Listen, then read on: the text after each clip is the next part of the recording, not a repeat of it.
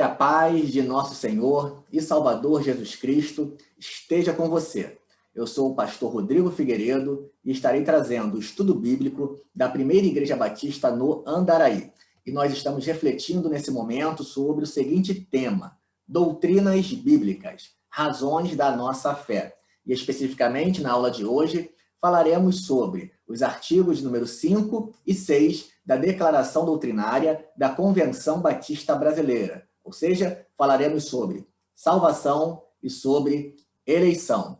E dando início, então, ao nosso estudo, no artigo de número 5 da Declaração Doutrinária da Convenção Batista Brasileira, que trata sobre salvação, diz o seguinte: a salvação é outorgada por Deus, pela sua graça. Então, nós percebemos aqui já um elemento significativo para a declaração doutrinária, que diz que a salvação provém única e exclusivamente de Deus. Ela é outorgada por Deus, ou seja, ela não é uma realidade que se estabelece a partir dos méritos humanos. É pela sua graça, a graça de Deus. Continuando, o texto diz: mediante arrependimento do pecador e de sua fé em Jesus Cristo como único Salvador e Senhor. Então, aqui, dois elementos também aparecem como significativos na perspectiva da salvação apresentada na declaração doutrinária, que é arrependimento e fé. A partir daí, a partir desta introdução,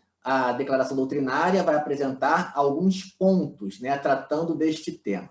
O ponto de número 1 vai dizer que o preço da redenção eterna do crente foi pago de uma vez por Jesus Cristo, pelo derramamento do seu sangue na cruz. Então, em que pese no senso comum a gente ouça que a salvação é de graça, na perspectiva da declaração doutrinária, a gente percebe que a salvação é pela graça, como diz lá no início, é pela graça de Deus, mas ela não é de graça, porque ela custou um alto preço. O preço foi pago por Jesus Cristo, nosso Senhor e nosso Salvador, conforme o texto continua dizendo, pelo derramamento do sangue de Jesus na cruz. Então, um alto preço foi pago, o sangue de Jesus Cristo, nosso Senhor e Salvador. Então, a salvação é pela graça, mas não foi de graça. Cristo pagou o preço na cruz do Calvário.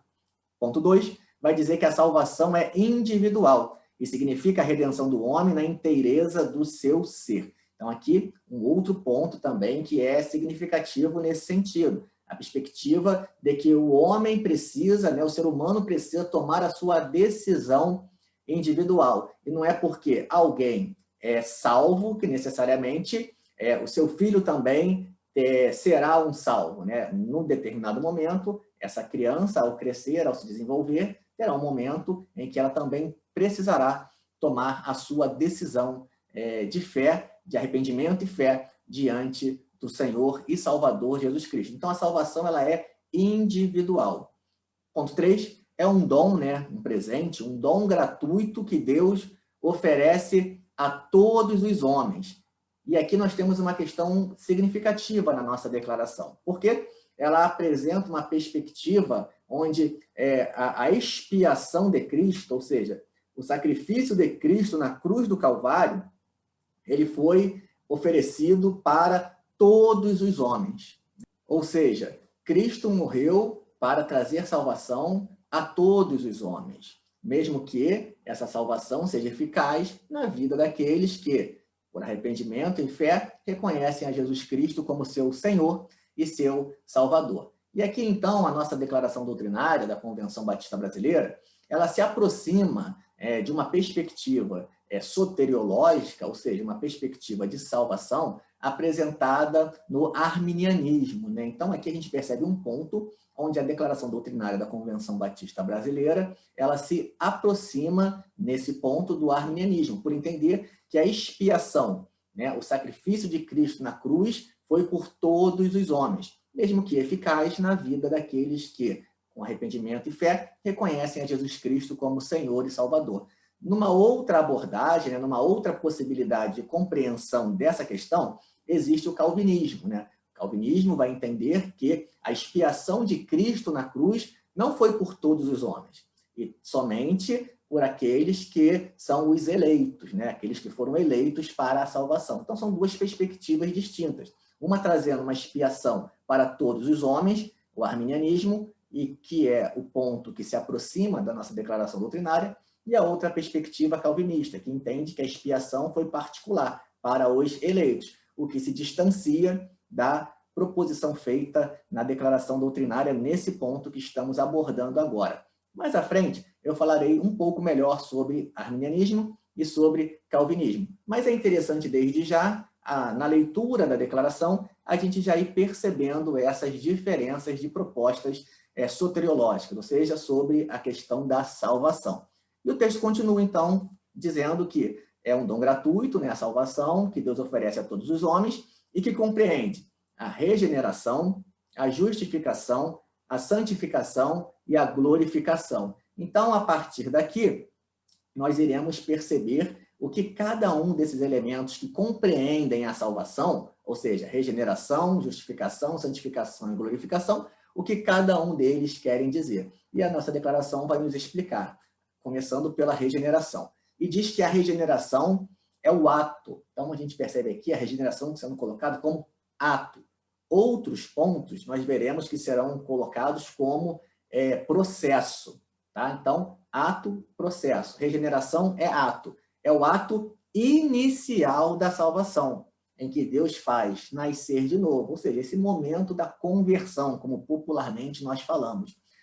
Deus faz nascer de novo o pecador perdido, fazendo dele uma nova criatura em Cristo. É obra do Espírito Santo, em que o pecador recebe o perdão, a justificação, a adoção como filho de Deus, a vida eterna e o dom do Espírito Santo.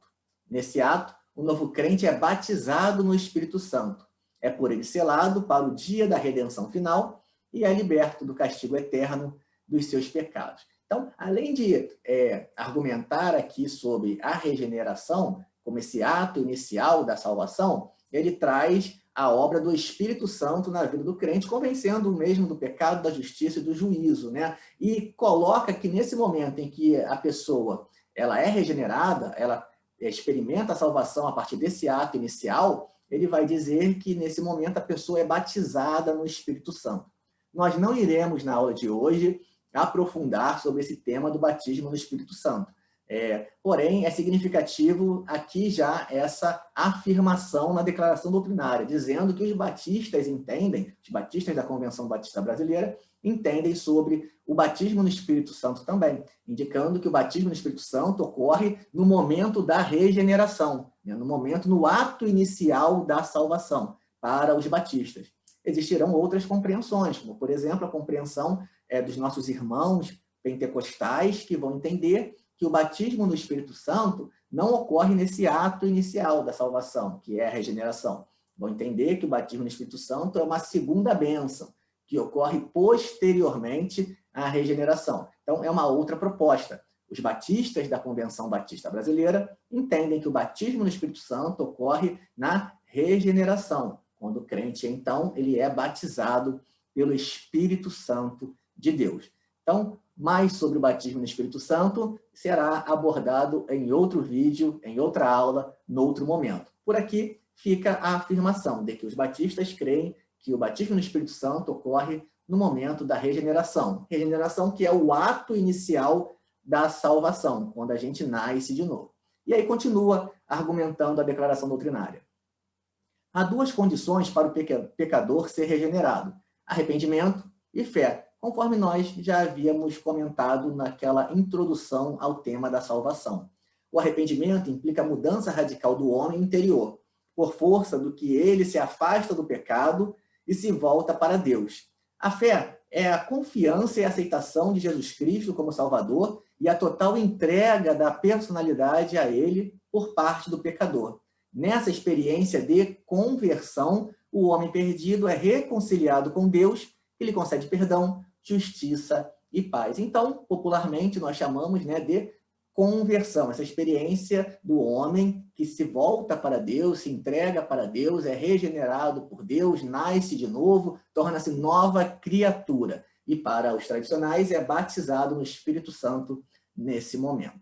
Justificação. A justificação, que ocorre simultaneamente, perceba, simultaneamente com a regeneração. Regeneração é o ato inicial. E simultaneamente com a regeneração nesse ato inicial, a justificação é o ato também. Perceba, não é processo, é ato. A justificação é o ato pelo qual Deus, considerando os méritos do sacrifício de Cristo, absorve no perdão o homem de seus pecados e o declara justo, capacitando-o para uma vida de retidão diante de Deus e de correção diante dos homens. Então, a justificação é um ato também, assim como a regeneração, sendo a regeneração o ato inicial, e simultaneamente com a regeneração ocorre a justificação, quando então, pelos méritos de Cristo, Deus perdoa o homem, declarando o mesmo justo. Essa graça é concedida não por causa de quaisquer obras meritocratas praticadas pelo homem, mas por meio de sua fé em Cristo. Então, a justificação ocorre única e exclusivamente por conta dos méritos de Cristo, não por mérito algum, por obra alguma vinculada ao ser humano. Um exemplo que podemos trazer para tentar, de alguma forma, pensar essa questão da justificação, foi uma atividade que nós fizemos certa vez, né, na igreja, num evento com adolescentes e com jovens, onde a gente separou um local onde ficavam ali os jovens e os adolescentes em convivência, e a gente pegava um jovem por vez e levava para um local separado, onde nós ali montamos, né, algo que simbolizava o julgamento, né, o momento do julgamento feito por Deus, no final dos tempos. E nesse momento de julgamento, a pessoa era levada ali diante de Deus e lançava-se uma pergunta para ela e colocava um tempo, né, que começava a diminuir até que ele se esgotava. E a pergunta era a seguinte, né, por que a pessoa merecia ser salva, né? Por que ela merecia ser salva? Então, cada um seguia um caminho na resposta, né? Alguns respondiam dizendo, não, porque eu frequento a igreja, eu sou membro da igreja, eu faço coisas boas, eu evangelizo, eu faço missões, eu toco na banda, eu participo da ação social da igreja, eu sou um bom filho, eu sou estudioso. Enfim, cada um seguia um caminho, mas buscando nesse caminho uma justificação pelos seus méritos, entendeu? Colocando em si o critério para receber a justificação, ser declarado justo diante de Deus, buscando nos seus méritos, então, há uma possibilidade de justificação para alcançar a sua salvação. E quem agia assim, né, colocando os méritos em si, né, colocando os méritos no homem, essa pessoa, nesse exemplo, nessa atividade que nós realizamos, nós levávamos para um local que simbolizava ali o inferno, né? Como a pessoa buscando em si a justificação e, por isso, não conseguindo a salvação que é outorgada por Deus, pela sua graça, pelos méritos de Cristo, como nós falamos, não pelos méritos do homem. E outras pessoas, ao responderem por que, né, mereciam ser salvas, alguns diziam, eu não mereço. Eu não mereço ser salvo, né? Não há nada que eu faça que me justifique, que traga uma justificação para mim, porque eu não mereço ser salvo, né? Porém, pelos méritos de Cristo, pelo que Cristo realizou na cruz do Calvário, pelos méritos dele, eu sou declarado justo, né? A salvação me alcançou, pelos méritos de Cristo Jesus, não por mérito. Então, eu não mereço ser salvo, eu não mereço. Mas, pelos méritos de Cristo, eu obtive, né, tão grande salvação. Então, quem seguia, né, uma resposta atribuindo a justificação pelos méritos de Cristo, essa pessoa era levada para uma outra sala que simbolizava ali naquela sketch ali, né, naquela atividade que estávamos realizando, simbolizava ali o céu, né? Então, isso mostra, né, a tentativa do homem de tentar atribuir para si o mérito da salvação, enquanto a proposta que a declaração doutrinária traz é que a justificação não é por causa de obras meritocratas praticadas pelo homem. Não é porque eu toco na banda, não é porque eu canto no coro, não é porque eu sou professor de EBD, não é por nada disso, não é por mérito algum meu que eu consigo ser declarado justo, né? Única e exclusivamente pelos méritos de Cristo. Então, isso é uma coisa que nós trazemos como significativo e que é apresentada na declaração doutrinária da Convenção Batista Brasileira. Dando continuidade, a declaração vai apresentar, né, o próximo ponto. Falou sobre regeneração, justificação e agora vai tratar da santificação. Então, se a regeneração foi o ato inicial e a justificação, que é simultaneamente a esse ato inicial, é o ato de ser declarado justo, né? A santificação não é ato. A santificação é colocado como processo, né? Então, é algo que nos acompanha e nos acompanhará durante toda a nossa vida, né? Esse processo de santificação. Então, a santificação é o processo que, principiando na regeneração, leva o homem à realização dos propósitos de Deus para a sua vida e o habilita a progredir, né? Olha só, o progresso, em busca da perfeição moral e espiritual de Jesus Cristo, mediante a presença e o poder do Espírito Santo que nele habita. Então, é o Espírito Santo que nos possibilita essa caminhada, esse progredir, esse processo de santificação, que dura por toda a nossa caminhada até chegarmos ao estado eterno, até chegarmos à glorificação. E aí continua dizendo que ela, né, a santificação, ocorre na medida da dedicação do crente. Então, de alguma forma, perceba aqui, coloca a santificação como sendo algo que ocorre mediante a presença e o poder do Espírito Santo que habita na vida do crente, mas de alguma forma coloca também uma participação deste crente, né, desta pessoa, em buscar também essa santificação, podendo buscar mais ou buscar menos, né? Possibilitar, né, que essa santificação progrida mais na sua caminhada ou menos, né? Então, é interessante aqui a declaração doutrinária colocar essa questão, porque traz também para o homem essa participação nesse processo de santificação. A santificação ocorre mediante a presença e o poder do Espírito Santo na vida da pessoa. É o Espírito Santo quem possibilita isso. Mas, de alguma forma, a declaração também coloca que ocorre na medida da dedicação do crente e se manifesta através de um caráter marcado pela presença e pelo fruto do Espírito, bem como por uma vida de testemunho fiel e serviço consagrado a Deus e ao próximo. Então, ele, de alguma forma, coloca uma exteriorização, né? Isso que ocorre interiormente, essa presença e poder do Espírito Santo na vida da pessoa, possibilita a santificação, e esse ser humano, ele, na medida da sua dedicação, isso vai também ocorrendo, esse progresso, e isso se exterioriza por meio do fruto do Espírito, testemunho, serviço ao nosso Deus. E lembremos então o que é o fruto do Espírito, né? Gálatas 5, 22 e 23. Mas o fruto do Espírito é amor, alegria, paz, longanimidade, benignidade, bondade, fidelidade, mansidão, domínio próprio. Contra estas coisas não há lei. Então, aqui está o tema da santificação.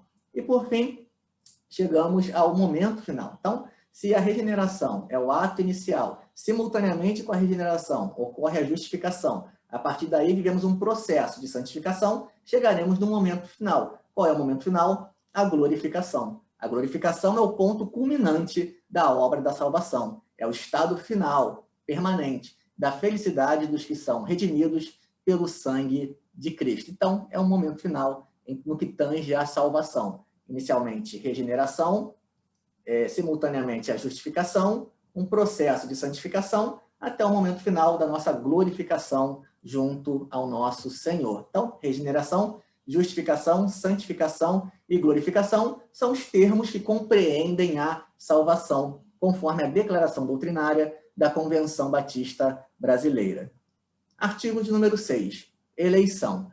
Eleição é a escolha feita por Deus em Cristo. E aqui nós temos algo que é significativo para a declaração, né? Essa escolha feita por Deus, ela não foi feita por Deus de forma arbitrária, mas ela foi feita por Deus em Cristo. Ou seja, são as pessoas que estão em Cristo, aqueles que reconhecem a Jesus como seu Senhor e Salvador. Por que isso é importante? É porque, novamente, eu trago aqui a perspectiva, né, distinta entre o arminianismo e o calvinismo, né? O arminianismo vai trazer essa perspectiva da eleição feita em Cristo, né? Ou seja, aqueles que reconhecem a Jesus como Senhor e Salvador são os eleitos.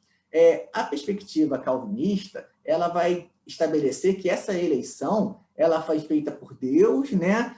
Conforme um decreto soberano de Deus. Então, de alguma forma, Deus decretou aqueles que seriam salvos. Então, isso Deus decretou quem seria salvo. Foi um decreto de Deus, né? E, em contrapartida, pode-se ter um desdobramento, né? É uma possibilidade de dedução lógica, um desdobramento que, se Deus decretou quem seria salvo, Deus também decretou aqueles que seriam condenados, né? O que alguns chamam, né, de uma dupla predestinação. Então, aqui há alguns que seguem mais, seguem menos essa linha, e não é a nossa intenção aqui também ficar discutindo essas questões que mereceriam, quem sabe, uma aula, um vídeo próprio só para isso. E a gente está só dialogando a declaração com esses termos, com esses sistemas soteriológicos, né, de compreensão no que tange à doutrina da salvação. Então, aqui, de alguma forma, a declaração também se aproxima mais de um arminianismo, onde a eleição, a escolha feita por Deus, não por um decreto de Deus de quem seria salvo e de quem não seria salvo, mas a escolha feita por Deus em Cristo, né? Ou seja, aqueles que estiverem em Cristo são os eleitos. É essa a perspectiva. Essa eleição foi feita desde a eternidade, de pessoas para a vida eterna, não por qualquer mérito, mas segundo a riqueza da sua graça, né? Da graça vinda da parte de Deus. Então, essa escolha foi feita na eternidade. Antes da fundação do mundo, o Cordeiro de Deus foi imolado, né? Ou seja, em Cristo, essa eleição foi estabelecida por Deus. Dando continuidade, a declaração doutrinária da Convenção Batista Brasileira irá desdobrar o artigo de número 6 sobre eleição por meio de alguns pontos. O ponto número 1 diz o seguinte: antes da criação do mundo, Deus, no exercício da sua soberania, e aqui nós temos já um elemento que foi apresentado na introdução do artigo, né? Antes da criação do mundo, né? Conforme nós já falamos na introdução. Deus, no exercício da sua soberania, ou seja, o tema da soberania de Deus é significativo nesse elemento que está sendo abordado. Então, no exercício da sua soberania divina e à luz de sua presciência de todas as coisas. E aqui nós temos um argumento que é interessante a gente comentar nesse momento, né? Porque percebam que a declaração coloca a eleição, né, como sendo algo que ocorreu pela presciência de Deus. Ou seja, Deus, pelo seu conhecimento, né, pela sua presciência, ele sabia quem seriam as pessoas que, no decurso da história, por meio do seu livre-arbítrio, iriam acolher a mensagem da salvação em Cristo Jesus. Conforme vimos, Cristo entregou a sua vida para a remissão de todos, né? Conforme vimos no ponto anterior. A expiação de Cristo na cruz foi para toda a humanidade, sendo eficaz na vida dos eleitos. E quem são os eleitos? São aqueles que Deus sabia, por sua presciência, que estariam em Cristo, valendo-se do seu livre-arbítrio no decurso da história, aceitando a mensagem da salvação de nosso Senhor e Salvador Jesus Cristo. E aqui nós temos duas perspectivas em relação a esse ponto, né? A perspectiva arminiana, que vai ser essa que nós estamos apresentando, que entende que a eleição ela ocorre pela presciência de Deus, e a perspectiva calvinista, que vai entender que a eleição foi um decreto de Deus. Não é que Deus sabia quem iria aceitar a mensagem do evangelho no decurso da história. Não, Deus decretou quem iria aceitar ou não. Então, são duas propostas distintas. E, mais uma vez, a declaração doutrinária da Convenção Batista Brasileira, ela se aproxima do arminianismo nesse ponto e se afasta do calvinismo. Então, a eleição é pela presciência de Deus de todas as coisas. Ele elegeu chamou, predestinou, justificou, glorificou aqueles que, o que nós falamos, olha só, no correr dos tempos, aceitariam livremente o dom da salvação. Então, a salvação ela é outorgada por Deus por sua graça, sem mérito humano nenhum. Os méritos são de Cristo Jesus, nosso Senhor e Salvador. E existem aquelas pessoas no decurso da história que irão, né, aceitar livremente esse presente, esse dom da salvação que está disponível para todo aquele que crê no Senhor, ou seja, para toda a humanidade. Então, a gente percebe aqui mais um ponto que é próprio, né, e que se aproxima desse pensamento arminiano, que vai entender a liberdade do homem, né? A liberdade do homem como sendo um fator que tem o seu lugar dentro da eleição, tem o seu lugar dentro do pensamento sobre a salvação. E aí, um dos textos que a Declaração Doutrinária da Convenção Batista Brasileira cita ao falar sobre esse ponto da eleição é a primeira carta de Pedro, no capítulo 1, no versículo 2, que diz assim: eleitos, que nós estamos falando aqui, né, sobre eleição, eleitos segundo a presciência de Deus, conforme o artigo da declaração diz. Então, a eleição pela presciência de Deus, não uma eleição por um decreto de Deus de quem seria eleito e de quem não seria eleito. A eleição é em Cristo, né? Em Cristo. E Deus, por sua presciência, sabia aqueles que, no decurso da história, livremente, aceitariam o dom da salvação em Cristo Jesus, nosso Senhor e Salvador. O segundo ponto vai dizer o seguinte: ainda que baseada na soberania de Deus, essa eleição está em perfeita consonância com o livre-arbítrio de cada um e de todos os homens. Então, mais uma vez, aparece aqui o livre-arbítrio. Anteriormente citou um aceitar livre. E aqui é especificado, né? Como é esse aceitar livre? É por meio do livre-arbítrio, que de forma alguma contraria a soberania de Deus. E aí coloca que esse livre-arbítrio é de cada um e de todos os homens. Mais uma vez, reforçando essa expiação de Cristo para toda a humanidade, né? Então, Cristo veio, se entregou na cruz para trazer salvação a todo aquele que nele crê, né? Compreendendo toda a humanidade como alvo desse amor de Cristo, revelado na cruz do Calvário. E aí, dentre os vários versículos que vão ser apresentados, existe João 3, 16 e 36, que diz assim: porque Deus amou ao mundo de tal maneira que deu o seu Filho unigênito para que todo o que nele crê não pereça, mas tenha a vida eterna. Por isso, quem crê no Filho tem a vida eterna. O que, todavia, se mantém rebelde, ou seja, existe a possibilidade de crer. Alguns se mantêm rebeldes. Então, coloca isso como atrelado a uma ação, né, do homem em aceitar ou não esse dom da salvação. Todo aquele que se mantém rebelde contra o Filho não verá a vida, mas sobre ele permanece a ira de Deus. Então, aqui, mais uma vez, como nós falamos, se aproxima mais daquilo que nós chamamos de arminianismo e se afasta daquilo que nós chamamos de calvinismo. Ponto número 3, sobre o artigo 6, eleição, da Declaração Doutrinária da Convenção Batista Brasileira, vai dizer o seguinte: a salvação do crente é eterna. Então, aqui, de alguma forma, começa uma crítica a uma possibilidade de perda de salvação.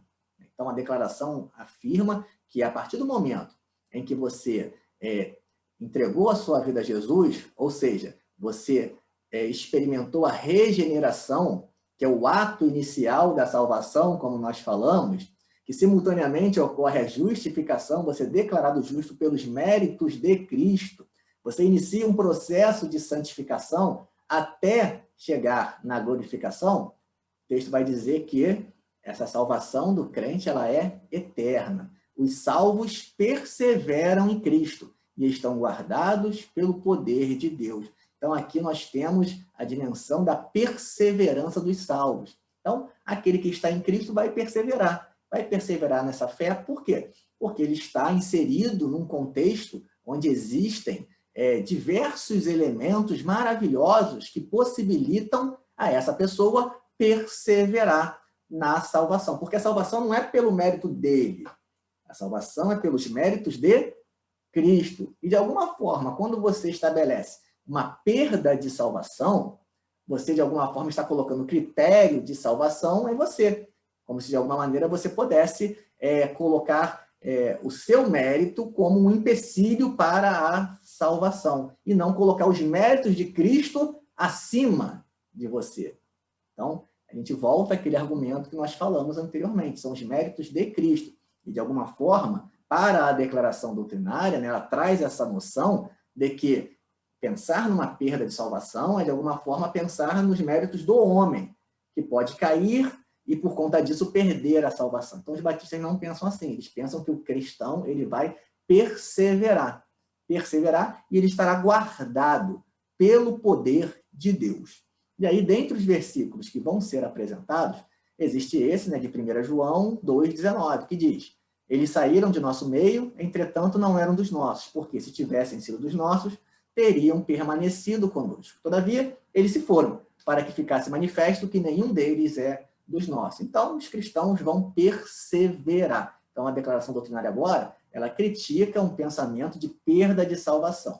E essa proposta da perseverança dos santos, ela é uma perspectiva que se aproxima mais daquilo que nós chamamos de calvinismo, né? O pensamento de Armínio, proposto por ele e por seus seguidores posteriormente, sobre esse ponto, em relação à perda de salvação e as demais questões que envolvem essa discussão, eles vão se silenciar, eles preferem não opinar sobre esse ponto, eles deixam em aberto, né? Eles não afirmam nem negam essa questão. O que acontece é que o arminianismo que nós temos hoje, especificamente no Brasil, não é exatamente igual àquilo que Armínio disse. Ocorreram desdobramentos, né? E, de certa forma, no nosso contexto brasileiro, onde a maioria dos evangélicos são pentecostais ou neopentecostais, de certa forma, esse é o arminianismo que predomina na nossa realidade, onde em muitas denominações pentecostais, em muitas denominações neopentecostais que desdobram o arminianismo, vai se estabelecer a possibilidade de perda de salvação, a perda de salvação como uma doutrina, né? Para os batistas, da Convenção Batista Brasileira, não existe perda de salvação. A salvação do crente é eterna e os salvos perseveram em Cristo. Então, se nos pontos anteriores nós afirmamos que a declaração se aproximava daquilo que chamamos de arminianismo, nesse ponto aqui, a declaração vai se aproximar daquilo que nós chamamos de calvinismo. Então, a gente percebe na declaração doutrinária da Convenção Batista Brasileira esses dois elementos dialogando dentro da declaração. E sobre esse ponto, em relação à perseverança dos salvos, a segurança da salvação, a declaração vai se aproximar daquilo que chamamos de calvinismo, né? E o texto nós já citamos de 1 João 2,19. Continuando, o ponto de número 4 vai dizer o seguinte: nenhuma força ou circunstância tem poder para separar o crente do amor de Deus em Cristo Jesus. Mais uma vez, reforçando a perseverança dos salvos, a segurança da salvação e criticando aqui a possibilidade de perda de salvação. Então, mais uma vez, se aproximando daquilo que nós chamamos de calvinismo, ok? E aí, dentre os versículos que a declaração cita, encontra-se esse, João 10, versos 28 e 29, que diz: eu lhes dou a vida eterna, jamais perecerão, e ninguém as arrebatará da minha mão. Ou seja, ninguém tem o poder de tirar as ovelhas de Cristo de suas mãos. Aquilo que meu Pai me deu é maior do que tudo, maior do que tudo. E da mão do Pai, ninguém pode arrebatar. Então, esse texto aqui é utilizado para reforçar essa impossibilidade de separação de uma ovelha que se encontra aos cuidados de Cristo das suas mãos. Então, nada pode, nem circunstância, nenhuma força ou circunstância tem o poder para separar o crente do amor de Deus em Cristo Jesus. Então, conforme eu falei, olha só, pontos que se aproximam do arminianismo e esse ponto específico da segurança da salvação, da perseverança dos salvos, que se aproxima do calvinismo. E o quinto e último ponto sobre a eleição vai dizer o seguinte: o novo nascimento, o perdão, olha só quantas coisas, olha, novo nascimento, perdão, a justificação, a adoção como filhos de Deus, a eleição e o dom do Espírito Santo asseguram aos salvos a permanência na graça da salvação. Então, perceba quantas coisas maravilhosas nos são outorgadas, né? E que estão infinitamente acima da nossa condição humana. E isso possibilita ao cristão genuíno, que realmente experimentou a salvação, passando pelo ato da regeneração, justificação, vive a santificação até a glorificação, perseverar nesse processo, permanecer na graça da salvação. Então, olha só, o artigo 3, 4 e 5, eles, na verdade, estão tratando de elementos comuns em relação à perseverança do salvo, a segurança da salvação e a não possibilidade de perda de salvação, que é uma doutrina que é um desdobramento do arminianismo, né, que não estava lá em Armínio propriamente dito, mas é um desdobramento atual do pensamento de Armínio, muito comum nas igrejas, nossos irmãos, né, pentecostais, nossos irmãos neopentecostais. Mas os batistas da Convenção Batista Brasileira, por meio de sua declaração, não creem na perda de salvação. Ao contrário, afirmam a perseverança dos salvos, afirmam a segurança da salvação. Bom, chegamos então à conclusão que a declaração doutrinária da Convenção Batista Brasileira, ela possui influência tanto de pontos que se aproximam daquilo que chamamos de arminianismo e pontos que se aproximam daquilo que chamamos de calvinismo. Na verdade, como vimos, muitos pontos estão vinculados ao arminianismo e um ponto específico, que é o ponto da segurança da salvação, da perseverança dos salvos, que se aproxima, né, do calvinismo. Então, a gente costuma brincar, né, dizendo que a declaração doutrinária da Convenção Batista Brasileira não é nem arminiana, nem calvinista. A declaração doutrinária da Convenção Batista Brasileira é batista, né? É uma brincadeira que a gente faz, porque a gente acaba não abarcando todos os pontos que esses sistemas eles apresentam, né? A gente tem pontos que se aproximam de um, pontos que se aproximam de outros, porque a nossa declaração ela é batista, né? A declaração doutrinária da Convenção Batista Brasileira. E por que isso acontece, pastor Rodrigo? Por que existe, então, essa questão de pontos próximos ao arminianismo, pontos próximos ao calvinismo? Bom,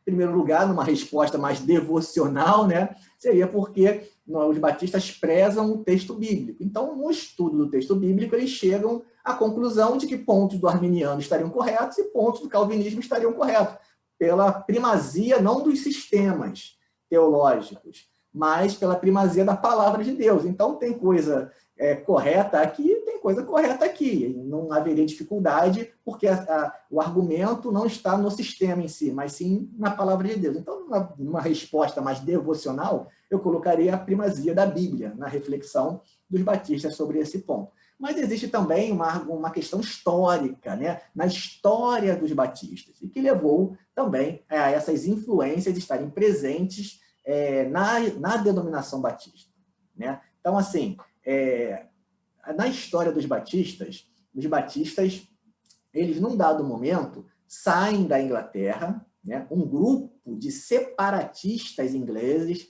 cristãos que queriam a separação entre igreja e Estado, na Inglaterra, e estavam sendo perseguidos por conta de suas convicções. Eles são perseguidos e fogem para a Holanda. E na Holanda, eles se organizam numa comunidade que terá os princípios batistas. e que posteriormente retorna para a Inglaterra e desenvolve ali o seu pensamento, migrando posteriormente para os Estados Unidos e chegando até o Brasil pelo movimento de missão.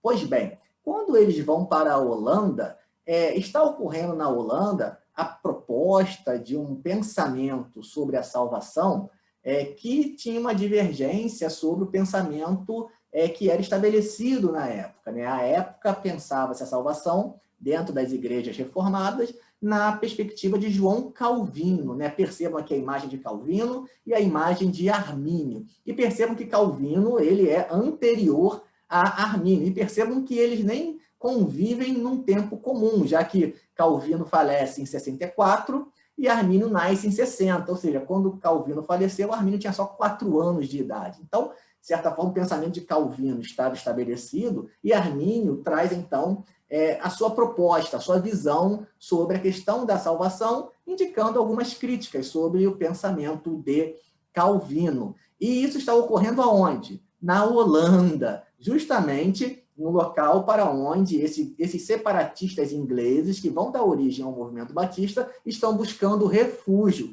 E justamente nesse período de início do século XVII. Então, esse grupo de separatistas ingleses que vão formar o movimento batista, eles terão a influência desse pensamento soteriológico, né, de salvação na Holanda, o pensamento de Jacó Armínio, que está sendo, então, refletido, pensado na época.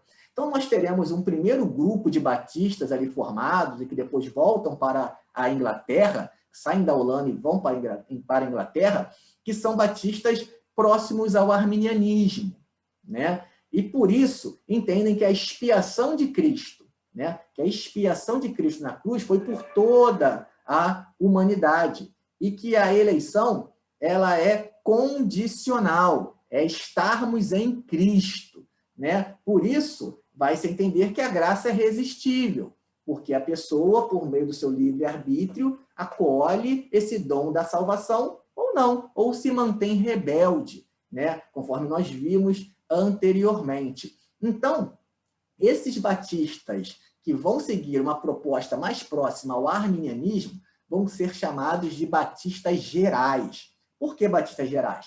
Porque são batistas que se aproximam do arminianismo e que entendem que a expiação de Cristo na cruz foi para toda a humanidade, mesmo que eficaz na vida dos que aceitam a Jesus como Senhor e Salvador. Mas Cristo morreu por toda a humanidade. Por isso, geral, a expiação foi geral. Por isso, batistas gerais, batistas mais próximos ao arminianismo. Em contrapartida, existirão batistas também na Inglaterra que irão manter o pensamento de Calvino, que era o pensamento que as igrejas reformadas na época seguiam também. Então, esses batistas que vão seguir o pensamento de Calvino vão entender que a eleição ela é incondicional, né? Ela é incondicional. Deus, na eternidade, decretou incondicionalmente quem seriam os salvos, quem seriam os eleitos. E, em contrapartida, né, pode-se desdobrar aqui um pensamento de dupla predestinação, onde também Deus deixou, né, que ele escolheu essas pessoas para condenação. Ele simplesmente deixou as pessoas no seu estado pecaminoso de condenação. E escolheu quem ele quis escolher, por meio de um decreto incondicional, aqueles que seriam salvos. Por isso, para eles, a expiação, ou seja, o sacrifício de Cristo na cruz, não foi por toda a humanidade. Cristo não morreu por todos. Cristo morreu pelos eleitos, por esses que Deus decretou que seriam os salvos, né? Então, a expiação ela é limitada, ela não é para todo mundo, né? E, nesse sentido, a graça é irresistível, já que Deus decretou quem vai aceitar e quem não vai, é irresistível. Aqueles que vão aceitar pelo decreto de Deus vão ter que aceitar, não tem para onde correr. Então, a graça é irresistível. E aqui não tem lugar para livre-arbítrio, que não tem abertura para livre-arbítrio nessa perspectiva, né? Então, os batistas que vão seguir esse pensamento de Calvino vão entender que a expiação de Cristo na cruz não foi por todos, como nós falamos, mas foi somente pelos eleitos, pelos salvos, aqueles que Deus decretou que seriam salvos. Por isso, a expiação não é geral, a expiação é particular. somente para os eleitos. E esses batistas nós vamos chamar então de batistas particulares. Então nós temos na história dos batistas, tanto batistas gerais, quanto batistas particulares.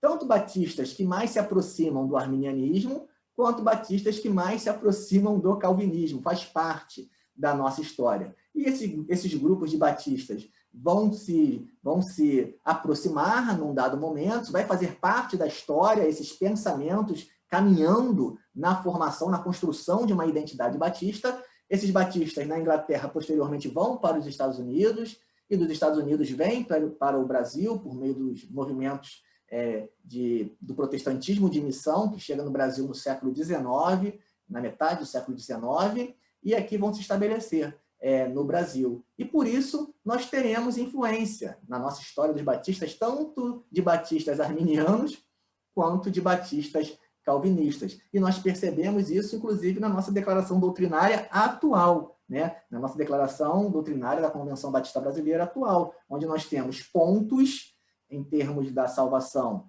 que se aproximam do arminianismo e pontos, ou na verdade um ponto, né, que é a segurança da salvação, que se aproxima do calvinismo. Então é por isso que esses pontos estão ali presentes, tanto pela prioridade do batista em relação ao texto bíblico, e aí não importa o sistema, o que importa é o texto bíblico. Se está coerente com o texto bíblico, não temos dificuldades, né? Quanto também pela história da formação das igrejas batistas, que trazem na sua história batistas mais próximos do arminianismo, batistas gerais, batistas mais próximos do calvinismo, batistas particulares. E assim, a gente caminha para o final da nossa aula. Espero que a gente tenha conseguido sanar as dúvidas sobre o assunto. Caso tenha ficado alguma dúvida ainda, pode colocar aí no comentário ou enviar diretamente para mim, tá bom?